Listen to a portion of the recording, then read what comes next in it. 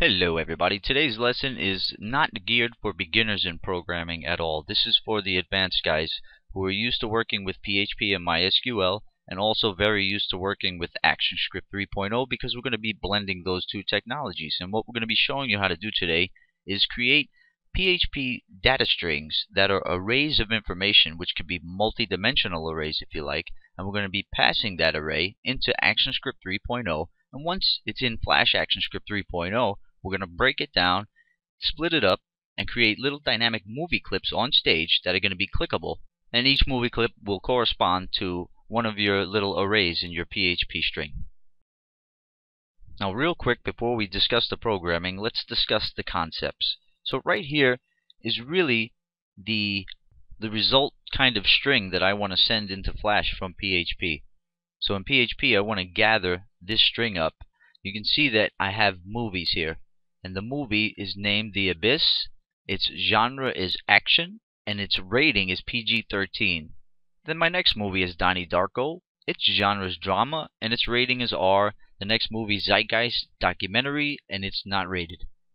So you can see I have three movies there, and each little array, I have three arrays of data that contain all the movie information, and you can see they're delimited by these custom set of characters that I put in there. Basically I just put parentheses and then I put two of the bar symbols in, because this sequence of characters is not very likely to come up within any of my names or genres or descriptions or anything like that within my text. That's going to be within the data. So I can safely use a custom made that I created myself, and you can create your own delimiter that you like.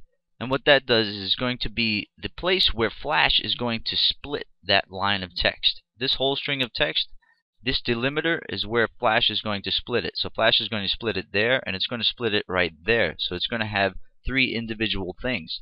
Then we're going to make Flash split by the bar symbol by itself. That way each little individual array can be split into its individual pieces to get the title, the genre, and the rating. Okay, that's how it's going to work. So once we're in PHP, we have to use a variable name like return string or whatever you want to send into Flash as a variable name for this string of text, and you hook it onto the equal sign right there. So you can see my file is called myphpfile.php. Now to assemble that using PHP and MySQL, really what you want to do is make a MySQL query. So I'm going to show you that example real quick. Alright, so to assemble this string the real way, let's just get rid of it here momentarily, and let's pop in this code. Actually, let me hold on to that string so you can see it, and I'll pop in this code above it. Now, what this code is doing is pretty much it's going to render this string here out of my database. And I can do that through custom string manipulation as it loops through this while loop out of the database. So as the information is pouring out of my database through my while loop, I can assemble it in any kind of string format that I want. So you can see here at the end of my assembling, I'm returning a variable to Flash called return string. It has an equal sign after it, and then my big data array. So basically you can have 50 movies here, or 100, or 1,000, and it'll all go pouring right into Flash using this data array variable.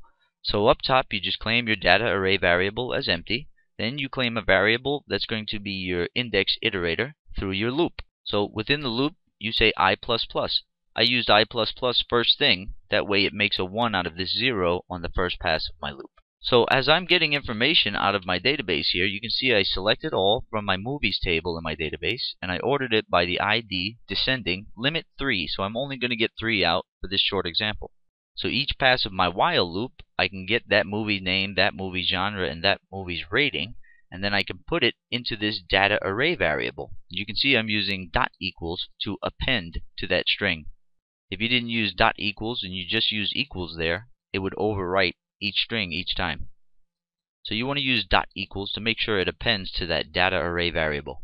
Now the key is to use an if and else condition statement here that says if I is equal to 1, then you don't set up this delimiter, the splitter, until the second and third and fourth and fifth little array of data is coming out, because if you send that in the first one, when you get into Flash, your little split mechanism is going to be off.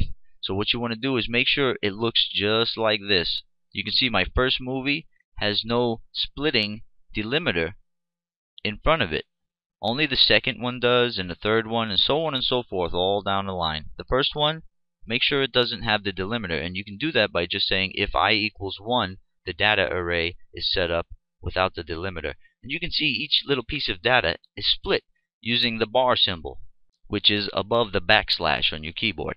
So I have the movie name, the movie genre, and the movie rating. So basically, when this little script runs, it's going to echo out this exact string of text.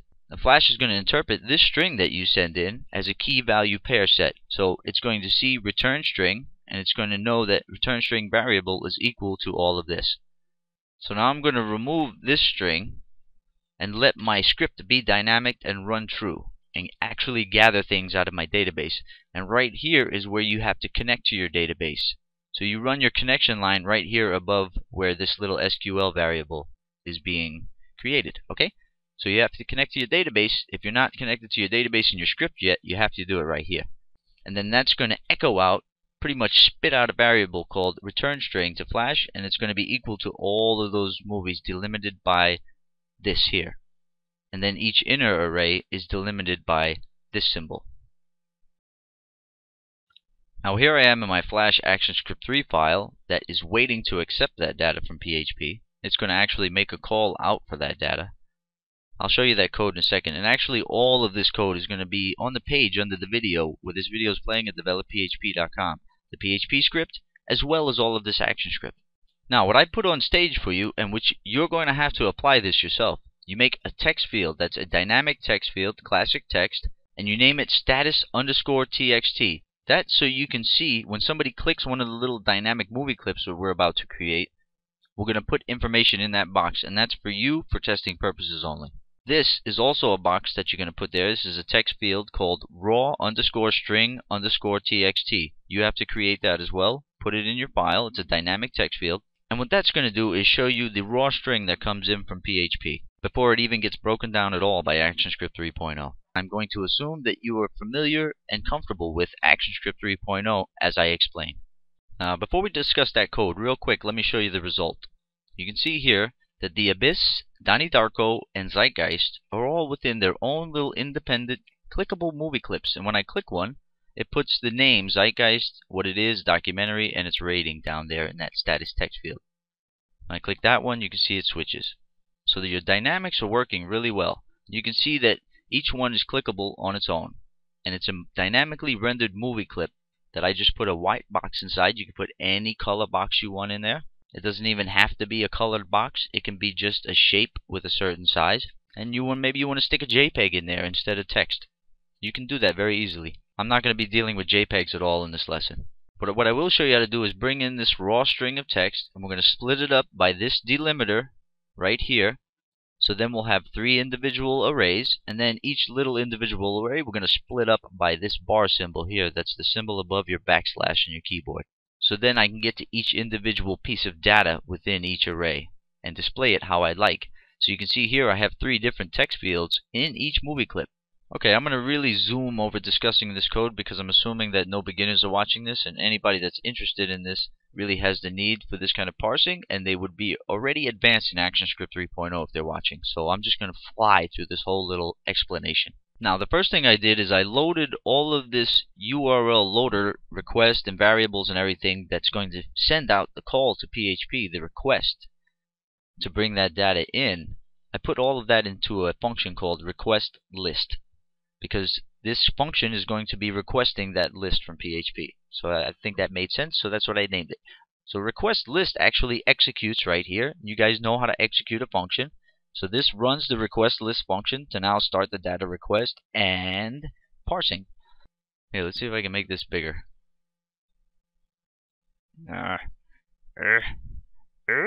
Oh, there we go. Now, there we go, that's better. Alright, so the normal processes of sending a request for two-way interaction between Flash and PHP is at play here. So we're sending a variable called myRequest, and that is going to be equal to a value of getDataArray. So you can see within our PHP file here we have a condition set.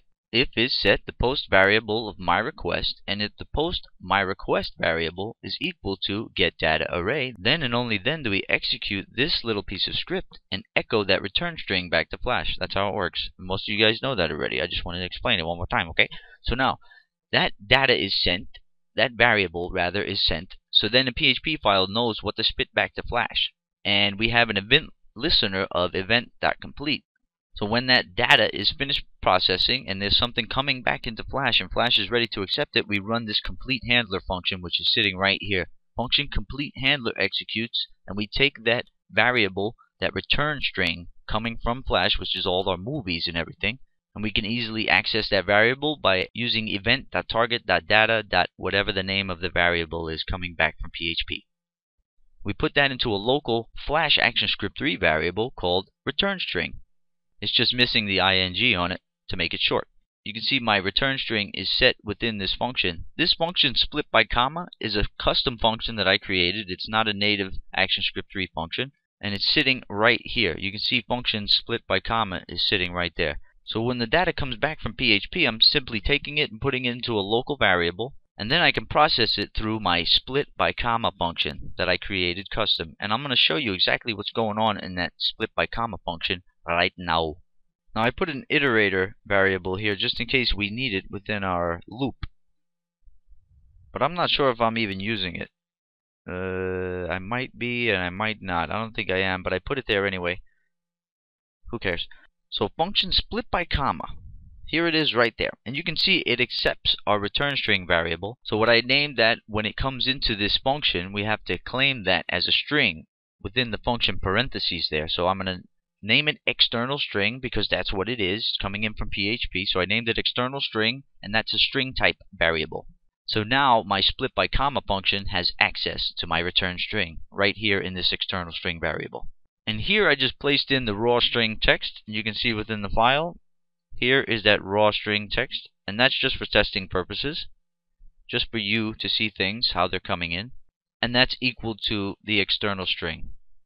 So you can pop your external string right into that raw text string dynamic text field to see exactly what it looks like before Flash starts to split it all up.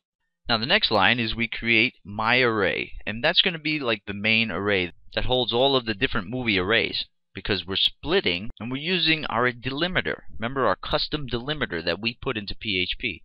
So that way Flash knows exactly where to split that string up according to how we set it up. Now you run your for loop that's going to loop over every one of those array elements within that main array. Basically every movie. Now here you can see I'm using I++, but I don't think I'm using it anywhere, so you really don't even have to worry about the I variable there. So the first variable that I'm creating within this for loop is inner array, and that's going to hold really the whole movie's inner array. Basically like, let me go down here and just put it in. That. You'll see the abyss. So each inner array will be each movie in its subarray. And then you can use the same split procedure here on these bar symbols to get each little piece of that array that you need out. Okay? So we're doing splitting of an array, and then we're splitting down the inner arrays that are within each piece of that array. So then you have access to the movie title, the movie genre, and the movie rating within each movie. So as it's loaded in and as it's being split up, each one is getting a variable for the movie title, movie genre, and movie rating created for it by accessing the certain indexes within this inner array variable. Then we have another custom function here called load to stage, and that's a function that's sitting here dormant, just waiting for you to call it to run, which you run it at this point here is when you execute it. And you're going to send three variables to it: the movie title, the movie genre, and the particular movie's rating. Now when that gets sent to that function, this function is going to execute and process all of the data within this function. You can see there's quite a bit, and I'm going to skim over it real quick for you. And you can see I have Movieclip creation happening. Where is it? Should be towards the top. Right here. I'm creating a new movie clip for each film that's within my database. It's going to be its own little clickable thing. Now in function load to stage, we're doing the same thing by accessing those three strings that are being sent in right here. And we're creating local strings for this function. One is called mTitle, mGenre, and mRating. And basically they're equal to this movie title, movie genre, and movie rating that we're sending into the function when it runs. So we're picking those three up right here. That way we can use them within our function, no problem. And our X pose and our Y position is to set the first movie clip a little bit when it renders in dynamically through the loop. It's going to set it off a little bit off of the corner because you don't want it to be like jammed up in a corner there. So I put 20 by 20 padding on it really to get it off of the corner. So its X position when it starts is 20, Y position when it starts is 20 for the first movie clip that comes in. And of course you want to adjust those numbers for the second and third, that way they're all not lumped right on top of each other. And I'm going to show you how to do that. We got that going on down here, right there. Y pose plus equals 64. If you wanted yours to go across this way, you just make your X pose plus equal some bigger number. But since we want ours to go down the page this way, we're going to use the Y positioning and add to it, so each time each dynamic movie clip is spit out onto stage, there's going to be a nice space in between each one, any kind of space that we want to designate. First, we create a white rectangle that goes into the movie clip. This is where the height and width is determined for your dynamic movie clips in this particular case. Okay? So each movie clip that I spit out onto stage is going to be 300 wide and 60 tall. So let's create that rectangle now. We create a new shape, call it rect. Give it the positioning we need. We're going to put it at 0x and 0y, and we're going to make it the rect height and rect width, which are designated here, 360. Good. And that rectangle is all ready to go. Then we create a new movie clip, and this is really what the whole basis for this tutorial is about, is creating a new movie clip for each little item within your array. So you create a new movie clip called movieclip_MC. That is a movie clip type, which is equal to new movie clip. Then we add the rectangle to that movie clip. So you say movieclip_MC.addChild rectangle. Now your white rectangle is neatly placed within your movie clip. Your movie clip is not on stage yet. It's just getting assembled here. Now here we create a text format for the first field of text. Then we create a format for the next field of text. And you guys might not even want text. You might want images to load into those movie clips and be clickable. So maybe the text formatting isn't even an issue to you, so you can skim right over that. But that's how I'm going to format text field number 1 for the title of the movie, format for text field number 2, which is going to be the genre, and text format for the third field, which is going to be the rating, and I made that green. So now we create those new 3 text fields that are going to be dynamically spit out into the movie clip. They're going to be neatly placed in the movie clip. So we're going to create new text fields, one for movie title, movie genre, movie rating, and we're going to format those text fields. So basically this is just formatting for those text fields. The movie titles formatting, the movie genre text formatting is here, and the movie rating text formatting is here.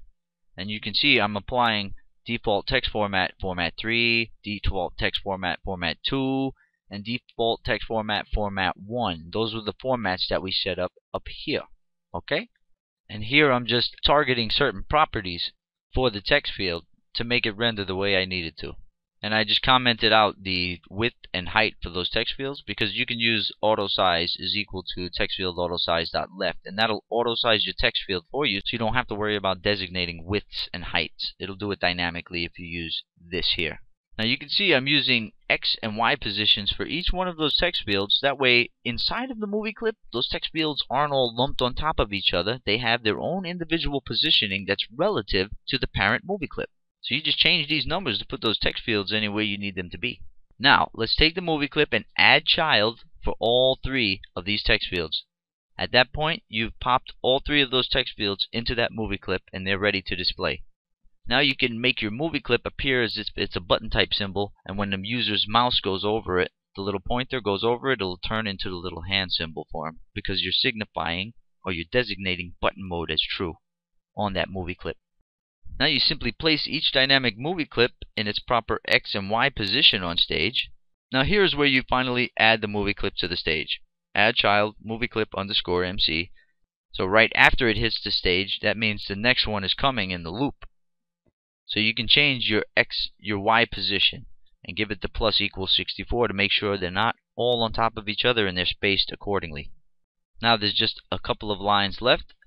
This one is for adding the click event to each of the movie clips. So we have a listener here for the click event, a listener here for the mouse over and mouse out, but all I made was the click event function here. So here's your function for your click event, and you can see what I did was made it go to the status text field. That way you can see that each one is being clicked dynamically and it has the proper information associated with it for that click. And I put a little code comments in here to say use this instead if you wish to open another web page upon click. If you want a new URL to open up with this information, you can do that. So what I did was I made a navigate to URL function all set up here for you, and I used the target URL of watchmovie.php, and the variable is title is equal to this movie's title text. So it's really easy to make that really dynamic if you want to make it a clickable URL type thing. Or you might want to go to another part of your Flash file that is for showing the movie or whatever. And at that point, you can just send any variables you want to any part of your timeline and your scene or whatever. And that's it. That's how it works. So that's how you can create movie clips dynamically, put whatever you want inside of them, text fields, format those text fields. And within this section here, you would just not put in the text fields and load a JPEG if that's what you want to do. If you don't want to load in text fields, you don't want to have a box with text, maybe you want to have a little movie clip box with a JPEG inside of it. You can do that too. You can also just use a loader. If you're going to load JPEGs, you don't even have to use movie clips. You can just use a loader and load that thing in, and it's basically the same as using a movie clip because it's a container that holds a JPEG. Okay, whew, that was exhausting. Let's do something easy next time, okay guys? Peace out.